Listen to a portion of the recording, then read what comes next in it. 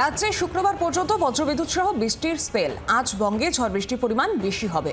কলকাতা সহ দক্ষিণবঙ্গের বাকি জেলাতেও ঝড় বৃষ্টির সম্ভাবনা। কিছু জেলায় কালবৈশাখীরও পূর্বাভাস দেওয়া হয়েছে। আরো বিস্তারিতভাবে জানি ওয়েদার আপডেট নিয়ে সরাসরি আমার সঙ্গে রয়েছেন প্রতিনিধি অয়ন ঘোষাল।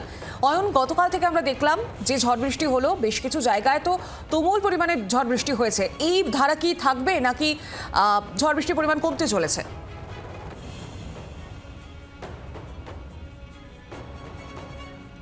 সৌমি, কলকাতা শহরে আজ সকালটা বৃষ্টি দিয়েই শুরু হয়েছে। এখনও বৃষ্টি চলছে, খুব হালকা থেকে মাঝারি বৃষ্টি কলকাতা শহরের একেবারে উত্তর থেকে দক্ষিণ বিভিন্ন জায়গাতে।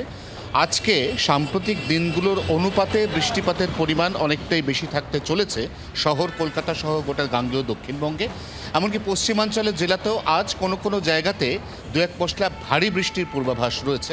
একই ছবি উত্তরবঙ্গে ওপরের দিকের জেলা অর্থাৎ দার্জিলিং, কালিম্পং, আলিপুরদুয়ার, জলপাইগুড়ি এবং কোচবিহার, সেখানে দু এক পশলা ভারী এবং বাদবাকি দিনের বিভিন্ন সময়তে হালকা থেকে মাঝারি বৃষ্টি। যতবার বৃষ্টি হবে প্রত্যেকবার বৃষ্টির দোসর হবে দমকা ঝোড়ো হাওয়া।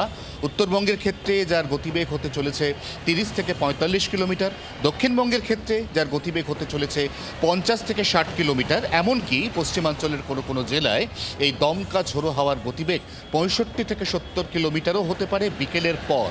রাজ্যে শুক্রবার পর্যন্ত বৃষ্টি চলবে। শনি এবং রোববার শুষ্ক আবহাওয়া, বাড়বে তাপমাত্রা। সোমবার অনুভূত হবে রীতিমতো গরম। মঙ্গল এবং বুধবারের পর আবারও এই একই রকম পরিস্থিতি অর্থাৎ স্কোয়াল ফ্রন্ট তৈরি হতে পারে, যার জেরে আগামী সপ্তাহের মাঝামাঝি সময়ে আবারও ফিরতে পারে বৃষ্টি, এমনই পূর্বাভাস আলিপুর আবহাওয়া দপ্তরের। সৌমি, ধন্যবাদ তোমাকে অয়ন। বাংলার আওয়াজ, বাঙালির আবেগ, জি 24 ঘন্টা।